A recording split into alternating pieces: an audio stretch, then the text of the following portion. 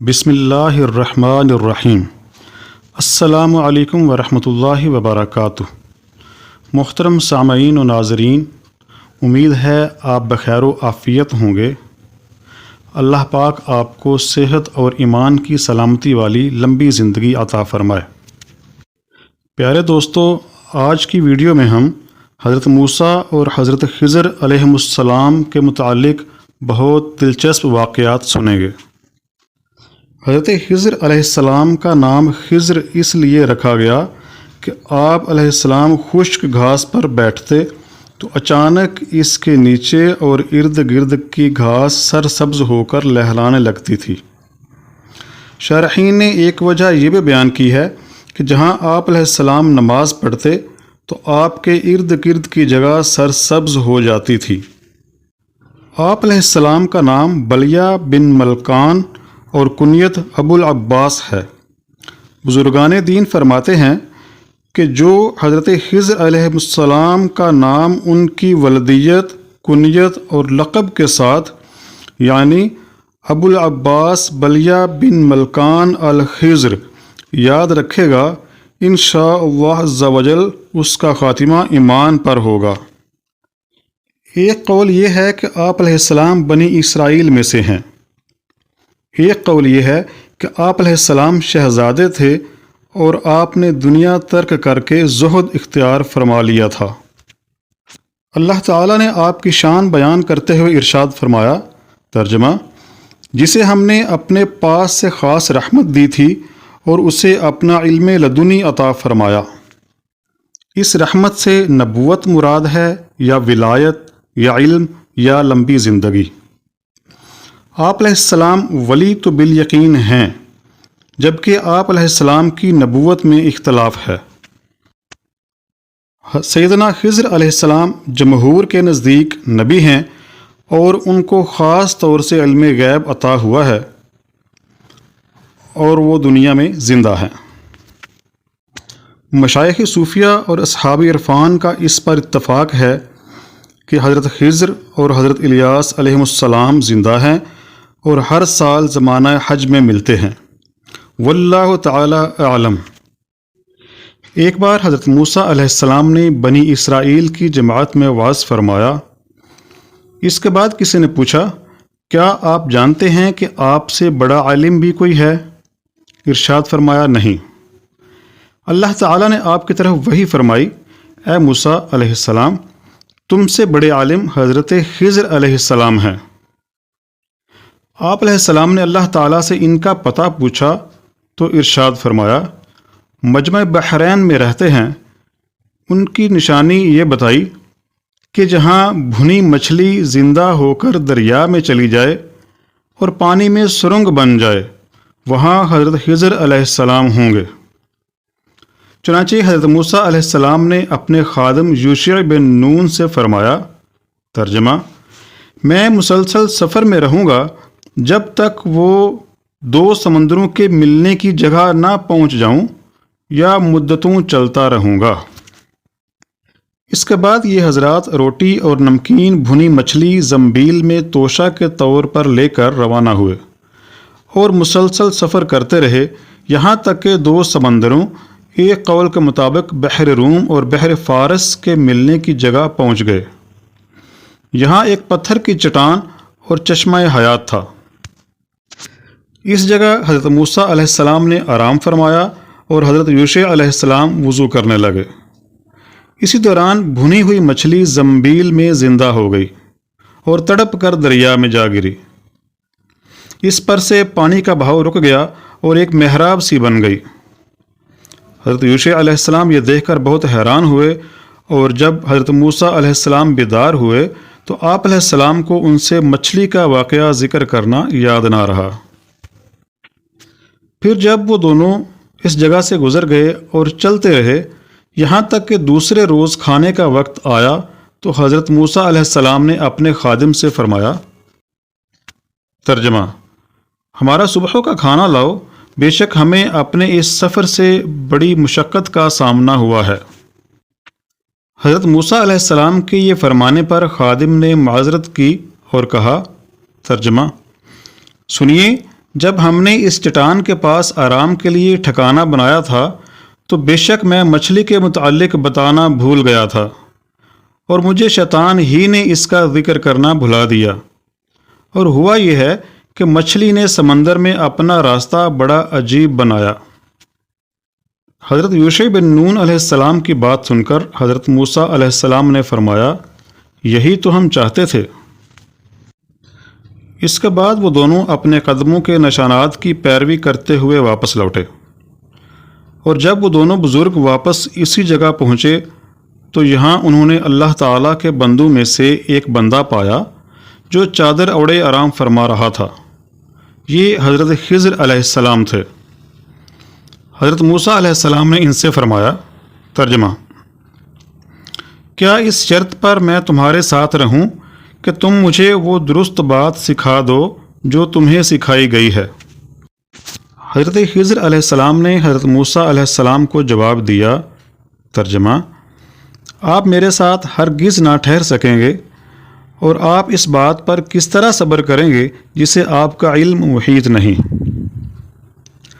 حضرت خضر علیہ السلام نے یہ اس لیے فرمایا کہ وہ جانتے تھے کہ حضرت موسیٰ علیہ السلام کو کچھ ناپسندیدہ اور ممنوع کام دیکھنا پڑیں گے، اور انبیاء کرام علیہ السلام سے ممکن ہی نہیں کہ وہ ممنوع کام دیکھ کر صبر کر سکیں۔ حضرت موسیٰ علیہ السلام نے فرمایا، اگر اللہ چاہے گا تو عنقریب آپ مجھے صبر کرنے والا پاؤ گے، اور میں آپ کے کسی حکم کی خلاف ورزی نہ کروں گا۔ حضرت خضر علیہ السلام نے فرمایا، تو اگر آپ کو میرے ساتھ رہنا ہے تو مجھ سے کسی شے کے بارے میں سوال نہ کرنا جب تک میں خود آپ کے سامنے اس کا ذکر نہ کر دوں۔ اس کے بعد حضرت موسیٰ علیہ السلام اور حضرت خضر علیہ السلام کشتی کی تلاش میں ساحل کے کنارے چلنے لگے۔ جب ان کے پاس سے ایک کشتی گزری تو کشتی والوں نے حضرت خضر علیہ السلام کو پہچان کر بغیر معاوضہ کے سوار کر لیا۔ جب کشتی سمندر کے بیچ میں پہنچی تو حضرت خضر علیہ السلام نے کلہاڑی کے ذریعے اس کا ایک یا دو تختے اکھاڑ ڈالے۔ یہ دیکھ کر حضرت موسیٰ علیہ السلام خاموش نہ رہ سکے اور فرمایا، ترجمہ: کیا تم نے اسے اس لیے چیر دیا تاکہ کشتی والوں کو غرق کر دو؟ بے شک یہ تم نے بہت برا کام کیا۔ حضرت خضر علیہ السلام نے ان سے فرمایا، ترجمہ: کیا میں نہ کہتا تھا کہ آپ میرے ساتھ ہرگز نہ ٹھہر سکیں گے؟ حضرت موسیٰ علیہ السلام نے فرمایا، ترجمہ: میری بات پر میرا مواخذہ نہ کرو اور مجھے میرے کام کی طرف سے مشکل میں نہ ڈالو۔ کشتی سے اتر کر وہ دونوں چلے اور ایک ایسے مقام پر گزرے جہاں لڑکے کھیل رہے تھے۔ وہاں انہیں ایک لڑکا ملا جو کافی خوبصورت تھا اور حد بلوغ کو نہ پہنچا تھا۔ بعض مفسرین نے کہا وہ لڑکا جوان تھا اور رہزنی کیا کرتا تھا، اور کافر تو بہرحال وہ تھا، جیسا کہ بخاری کی حدیث میں موجود ہے۔ حضرت خضر علیہ السلام نے اسے قتل کر دیا۔ یہ دیکھ کر حضرت موسیٰ علیہ السلام سے پھر نہ رہا گیا اور آپ نے فرمایا، کیا تم نے کسی جان کے بدلے کے بغیر ایک پاکیزہ جان کو قتل کر دیا؟ بے شک تم نے بہت ناپسندیدہ کام کیا ہے۔ حضرت خضر علیہ السلام نے کہا، میں نے آپ سے نہ کہا تھا کہ آپ ہرگز میرے ساتھ نہ ٹھہر سکیں گے؟ اس بار حضرت خضر علیہ السلام نے اپنے کلام میں لفظ لاقا کا اضافہ فرمایا، اور ایک اعتبار سے اس تنبیہ میں پہلی تنبیہ کی نسبت سختی تھی، کیونکہ حضرت موسیٰ علیہ السلام نے دوسری مرتبہ ان کے فعل پر کلام فرمایا تھا۔ حضرت موسیٰ علیہ السلام نے فرمایا، اگر اس مرتبہ کے بعد میں آپ سے کسی شے کے بارے میں سوال کروں تو پھر مجھے ساتھی نہ رکھنا، بے شک میری طرف سے تمہارا عذر پورا ہو چکا ہے۔ اس گفتگو کے بعد حضرت خضر علیہ السلام اور حضرت موسیٰ علیہ السلام چلنے لگے، یہاں تک کہ ایک بستی والوں کے پاس آئے تو ان حضرات نے اس بستی کے باشندوں سے کھانا مانگا۔ انہوں نے ان دونوں کی مہمان نوازی کرنے سے انکار کر دیا۔ پھر دونوں نے اس گاؤں میں ایک دیوار پائی جو گرنے والی تھی، تو حضرت خضر علیہ السلام نے اپنے دست مبارک سے اسے سیدھا کر دیا۔ یہ دیکھ کر حضرت موسیٰ علیہ السلام نے فرمایا اگر تم چاہتے تو اس پر کچھ مزدوری لے لیتے۔ حضرت موسیٰ علیہ السلام کی طرف سے تیسری مرتبہ اپنے فعل پر کلام سن کر حضرت خضر علیہ السلام نے ان سے فرمایا، ترجمہ: یہ میری اور آپ کی جدائی کا وقت ہے، اب میں آپ کو ان باتوں کا اصل مطلب بتاؤں گا جن پر آپ صبر نہ کر سکے۔ اس کے بعد حضرت خضر علیہ السلام نے اپنے تینوں افعال کی حقیقت سے پردہ اٹھایا، چنانچہ کشتی کا تختہ اکھاڑنے کی حکمت بیان کرتے ہوئے فرمایا، ترجمہ: وہ جو کشتی تھی تو وہ کچھ مسکین لوگوں کی تھی جو دریا میں کام کرتے تھے، تو میں نے چاہا کہ اسے عیب دار کر دوں، اور ان کے آگے ایک بادشاہ تھا جو ہر صحیح سلامت کشتی کو زبردستی چھین لیتا تھا۔ یعنی وہ جو میں نے کشتی کا تختہ اکھاڑا تھا، اس سے میرا مقصد کشتی والوں کو ڈبونا نہیں تھا، بلکہ اس کی وجہ یہ تھی کہ وہ کشتی کچھ مسکین بھائیوں کی تھی اور اسی پر ان کے روزگار کا دار و مدار تھا۔ جبکہ آگے معاملہ یہ تھا کہ رستے میں آگے ایک بادشاہ تھا جس کا طریقہ یہ تھا کہ وہ ہر صحیح سلامت کشتی کو زبردستی چھین لیتا، اور اگر عیب دار ہوتی تو چھوڑ دیتا تھا۔ اس لیے میں نے اس کشتی کو عیب دار کر دیا تاکہ وہ ان غریبوں کے لیے بچ جائے۔ اور لڑکے کو قتل کرنے کی حکمت بیان کرتے ہوئے فرمایا، ترجمہ: اور وہ جو لڑکا تھا تو اس کے ماں باپ مسلمان تھے، تو ہمیں ڈر ہوا کہ وہ لڑکا انہیں بھی سرکشی اور کفر میں ڈال دے گا، تو ہم نے چاہا کہ ان کا رب انہیں پاکیزگی میں پہلے سے بہتر اور حسن سلوک اور رحمت و شفقت میں زیادہ مہربان عطا کر دے۔ یعنی وہ لڑکا جسے میں نے قتل کیا تھا، اس کے ماں باپ مسلمان تھے، تو ہمیں ڈر ہوا کہ وہ بڑا ہو کر انہیں بھی سرکشی اور کفر میں ڈال دے گا، اور وہ اس لڑکے کی محبت میں دین سے پھر جائیں اور گمراہ ہو جائیں گے۔ اس لیے ہم نے چاہا کہ ان کا رب عز و جل اس لڑکے سے بہتر، گناہوں اور نجاستوں سے پاک اور ستھرا اور پہلے سے زیادہ اچھا لڑکا عطا فرمائے، جو والدین کے ساتھ ادب سے پیش آئے، ان سے حسن سلوک کرے اور ان سے دلی محبت رکھتا ہو۔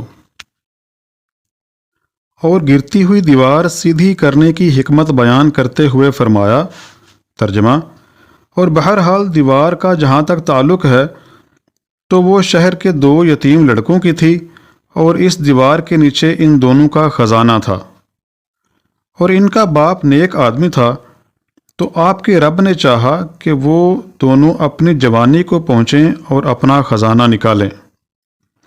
یہ سب آپ کے رب کی رحمت سے ہے، اور یہ سب کچھ میں نے اپنے حکم سے نہیں کیا۔ یہ ان باتوں کا اصل مطلب ہے جس پر آپ صبر نہ کر سکے۔ یعنی دیوار کا جہاں تک تعلق ہے تو وہ شہر کے 2 یتیم لڑکوں کی تھی جن کا نام اسرم اور سریم تھے، اور اس دیوار کے نیچے ان دونوں کا خزانہ تھا، اور ان کا باپ نیک آدمی تھا، تو اللہ تعالیٰ نے چاہا کہ وہ دونوں اپنی جوانی کو پہنچیں، ان کی عقل کامل ہو جائے، قوی و توانا ہو جائیں اور اپنا خزانہ نکالیں۔ یہ سب اللہ عز و جل کی رحمت ہے، اور جو کچھ میں نے کیا وہ میری اپنی مرضی سے نہ تھا بلکہ اللہ عز و جل کے حکم سے تھا۔ یہ ان باتوں کی اصل تشریح و تفصیل ہے جس پر آپ صبر نہ کر سکے۔ محترم سامعین، نالج خزانہ چینل پر ایسی ہی دینی، اصلاحی اور معلوماتی ویڈیوز جاری کی جاتی ہیں، اور مواد قرآن و حدیث اور انتہائی مستند کتابوں سے لیا جاتا ہے۔ لہٰذا آپ سے گزارش ہے کہ ہمارے چینل کو سبسکرائب کریں اور ان ویڈیوز کو زیادہ سے زیادہ شیئر کریں تاکہ دوسرے لوگ بھی استفادہ کر سکیں۔ ملتے ہیں نئی ویڈیو میں ایک نئے ٹاپک کے ساتھ۔ اللہ پاک آپ کا حامی و ناصر ہو۔ تب تک کے لیے اجازت دیجیے۔ اللہ حافظ۔